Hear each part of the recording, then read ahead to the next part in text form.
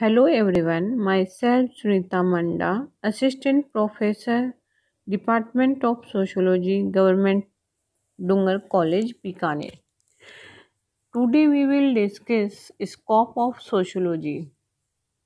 जैसा कि आप सभी जानते हैं, इससे पहले की जो वीडियोज हैं उनमें हमने meaning and definition of sociology, nature of sociology and now we discuss scope of sociology. समाजशास्त्र में समाजशास्त्र का क्या स्कोप है या क्या समाजशास्त्र का जो अध्ययन का जो क्षेत्र है उसका या जो विषय का जो क्षेत्र है वह क्या है।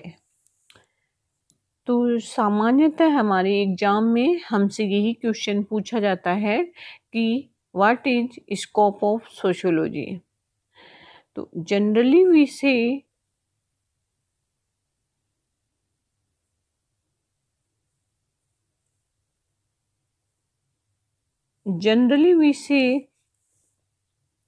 Scope of sociology is Indeed very vast. मतलब अर्थात जो समाजशास्त्र का जो स्कोप है वो बहुत ही वास्ट है, बहुत अधिक है, क्योंकि जो समाजशास्त्र विषय है वो सोसाइटी के जितने भी एस्पेक्ट्स होते हैं उनका अध्ययन करता है, जैसे कि सामाजिक प्रक्रियाएं, सामाजिक नियंत्रण, सामाजिक परिवर्तन, सामाजिक स्थिरीकरण, सामाजिक व्यवस्था, सामाजिक समूह एटसेट्रा। इसीलिए जो कार्ल बर्टन है उन्होंने कहा है कि समाजशास्त्र एक ऐसा इलास्टिक है जिसको डिटरमाइन करना मुश्किल है कि उसकी बाउंड्रीज कहाँ से शुरू होती है और कहाँ पर उसका एंड होगा। इसमें कब इकोनॉमिक थ्योरीज है वो कब सोशियोलॉजिकल थ्योरीज से साथ कोरिलेटेड हो जाती है उसको हमें डिसाइड करना थोड़ा मुश्किल रहता है। जब हम स्कोप ऑफ सोशियोलॉजी की बात करते हैं तो इसमें हमारे पास दो डिस्टिंक्ट लाइंस है या हम कह सकते हैं कि दो स्कूल्स हैं। पहली स्कूल जिसे हम स्पेशलिस्टिक और फॉर्मलिस्टिक स्कूल कहते हैं और दूसरी है वो है synthetic school. Now we discuss scope of sociology in a linear diagrams. जैसा कि आप देख रहे हैं कि जो रेखीय चित्र होते हैं, जो लीनियर डायग्राम्स होते हैं, वो बनाने से आपके जो एग्जाम्स में स्कोर्स होंगे उनमें आपको बेनिफिट रहेगा। इसलिए मैं आपसे ये आग्रह करना चाहती हूँ आप सभी स्टूडेंट से कि जब भी आप एग्जाम में अपना प्रेजेंटेशंस देने दो तो उस समय जितने मैक्सिमम पॉसिबिलिटीज हो इस प्रकार से रेखीय डायग्राम्स बनाएं।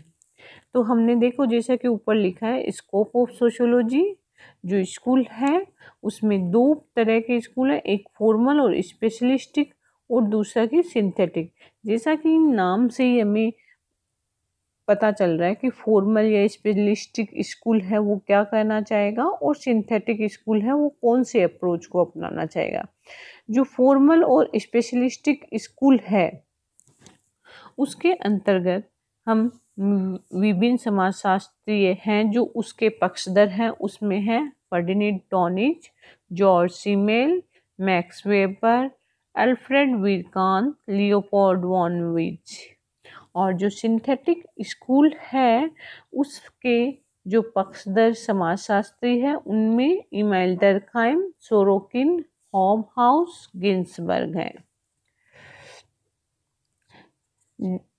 जो समाजशास्त्र है उसके जो ये दोनों स्कूल्स हैं जिनकी हम बात कर रहे हैं, फॉर्मलिस्टिक एंड स्पेशलिस्ट स्कूल, तो जो फॉर्मलिस्टिक और स्पेशलिस्टिक स्कूल है जो कि समाजशास्त्र को एक इंडिपेंडेंट विषय के रूप में स्थापित करने का पक्षधर है, इसका मानना है कि समाजशास्त्र एक ऐसा विज्ञान है एक हमें समाजशास्त्र को एक ऐसे विज्ञान के रूप में स्थापित करना है जिसमें जो कि अपने आप में स्वतंत्र हो, विशिष्ट हो, जो कि किसी अन्य विज्ञानों की भांति उसमें भी अपनी खुद की एक अध्ययन की जो सामग्री है वो हो, जैसे भूगोल, अर्थशास्त्र, इतिहास, या अपन कह सकते हैं जो भी अदर सोशल साइंसेज है, उनमें जिस प्रकार से अपनी एक अध्ययन की सामग्री होती है, अध्ययन का अपना एक विषय क्षेत्र होता है, वैसे ही समाजशास्त्र का भी अपना अध्ययन का विषय क्षेत्र होना चाहिए।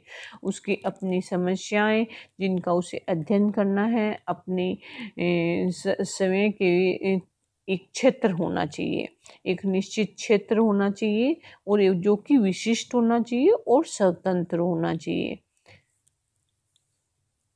इस संप्रदाय को जो मानने वाले हैं उनमें सबसे पहले हम बात करते हैं फर्डिनेंड टॉनेज की। फर्डिनेंड टॉनेज थे, उन्होंने सोसाइटी को दो कैटेगरी में, नेमली जेमिनसेफ्ट और जेसलसेफ्ट में डिवाइड किया है। जेमिनसेफ्ट में वो कम्युनिटी और जेसलसेफ्ट में वो एसोसिएशन। कम्युनिटी जेमिनसेफ्ट का उनका यही, यहाँ पे टॉनेज का जो कार्य था वो यही था जेमिनसेफ्ट में कि हमें जो छोटी कम्युनिटी, जो सामुदायिक जो समाज होते हैं जैसे रूरल गांव वगैरह, उनका हमें स्टडी करनी चाहिए। वही वह जेसलसेफ्ट में वो एसोसिएशंस, ऑर्गेनाइजेशंस, इंस्टीट्यूशंस की बात करते हैं या बिग सिटीज की बात करते हैं। तो ये जो यहाँ के अलग अलग तरह के हमारा जो क्षेत्र है समाजशास्त्र में, उसको इन्होंने इस रूप में लिया, और उनका मानना था कि जो इन्होंने जेमिनसेफ्ट और जेसलसेफ्ट को जो इन्होंने डिवाइड किया है, वो उसकी जो डिग्री ऑफ क्लोजनेस और इंटीमेसी थी उसके आधार पर इन्होंने इस रूप में इनको डिवाइड किया है। इसके बाद फॉर्मल स्कूल के अपने जो पक्षधर हैं उनमें जॉर्ज सिमेल आते हैं, जिन्होंने समाजशास्त्र को एक प्योर और इंडिपेंडेंट साइंस के रूप में स्थापित करने का प्रयास किया।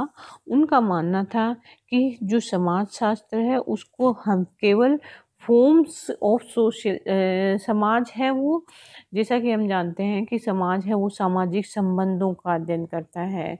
तो जो जॉर्ज सिमेल थे उनका मानना था कि जो भी सामाजिक संबंध होते हैं उनमें एक फॉर्म्स होती है, उसका एक स्वरूप होता है और उसके कंटेंट्स होते हैं। कंटेंट यानी अंतर्वस्तु। तो इन ये जो जॉर्ज सिमेल थे उनका मानना था कि हमें जो फॉर्म्स होती है सोशल रिलेशंस की उनकी स्टडी करनी चाहिए, ना कि उसके होने वाले उसमें होने वाली जो अंतर्वस्तु है उसकी, क्योंकि उनका विचार था कि स्वरूप और अंतर्वस्तु का एक दूसरे पर कोई भी प्रभाव नहीं पड़ता है, जैसे कि अनुकरण, सहयोग, प्रतिस्पर्धा, प्रभुत्व, अधीनता, श्रम विभाजन आदि जो है, ये हमें डायरेक्ट इनका अध्ययन करना चाहिए, क्योंकि ये सब सामाजिक संबंधों के स्वरूप है। और इन्हीं प्रकार समाजशास्त्र को हमें सामाजिक संबंधों के स्वरूपों का अध्ययन करने वाला विज्ञान बनाना चाहिए। इसके बाद इन्होंने वो जो फॉर्म थी वो फॉर्मल होती है और इनफॉर्मल की बात की थी। फॉर्मल जो सामाजिक संबंध होते हैं उनकी जो फॉर्म्स होती है उसमें उन्होंने फॉर्मल और इनफॉर्मल्स की बात की थी। इसके बाद आता है मैक्स वेबर। मैक्स वेबर का जो एम था सोशियोलॉजी, वो इंटरप्रेट और अंडरस्टैंड करना था सोशल बिहेवियर को। इसके लिए उन्होंने इंटरप्रेटिव सोशियोलॉजी या वेस्टर्न मेथड का उपयोग किया था। जो मैक्स वेबर थे वो जब अपन देखते हैं फॉर्मल स्कूल्स के जितने भी थिंकर्स हैं लगभग वो माइक्रो जो सोशियोलॉजी है या माइक्रो जो एस्पेक्ट्स होते हैं उसके पक्षधर थे। इन सभी थिंकर्स का मानना था कि सोसाइटी को हमें एक मैक्रो सोशल एस्पेक्ट्स को स्टडी न करके उसके माइक्रो एस्पेक्ट्स की स्टडी करनी चाहिए, और इसमें मैक्स वेबर भी प्रमुख थे। इसके बाद हम देखते हैं कि इस जो फॉर्म ऑफ सोशियोलॉजी है फॉर्मल जो स्कूल ऑफ सोशियोलॉजिस्ट थे उनमें नेक्स्ट थे वीरकांत, जो कि समाजशास्त्र को उनका मानना था कि समाजशास्त्र केवल सोशल एस्पेक्ट्स की स्टडी नहीं करेगा, ये हमारे जो साइकिक रिलेशन है, हमारे जो मेंटल रिलेशंस है, उनकी भी हमें अध्ययन करना चाहिए। इनका मतलब यही तात्पर्य था कि एक ऐसा विशिष्ट विज्ञान हमें समाजशास्त्र को बनाना है जो कि हमारे मानसिक संबंधों के जो स्वरूप है उसका अध्ययन करे, जो कि व्यक्तियों के एक दूसरे से उनको बांधता है और उन पर प्रभाव रखता है। इसके लिए उन्होंने कहा कि हमें पिता पुत्र या माता पुत्री के मध्य संबंधों को न देखकर हमें उनके मध्य प्रेम, लज्जा, सम्मान, यश, स्नेह, संपूर्ण सहयोग, संघर्ष अर्थात हमें इस रूप में जो भावनात्मक और मानसिक पहलुओं का अध्ययन करता है, उन रूप में इनके मध्य जो संबंध होते हैं उनका अध्ययन करना चाहिए। इसके पश्चात हम देखते हैं वॉन वाइज थे। उन्होंने लगभग 650 समाजों का अध्ययन किया था और उसी के आधार पर उन्होंने जो स्वरूप होते हैं उनका उल्लेख किया और उनका मानना था कि जो समाज है उसमें उसके लिए उन्होंने एसोसिएटिव और डिसएसोसिएटिव दो प्रकार की बात कही थी। एसोसिएटिव जैसे कांटेक्ट करना, अप्रोच करना, अडॉप्टेशन करना, कॉम्बिनेशन करना, यूनियन करना, मतलब एक दूसरे से जो जुड़ते हैं, और डिसएसोसिएटिव जो एक दूसरे से हमें अलग करते हैं, जैसे कंपटीशन, अपोजिशन, कॉन्फ्लिक्ट एट्सेट्रा। तो उनका मानना था कि हमें इस रूप में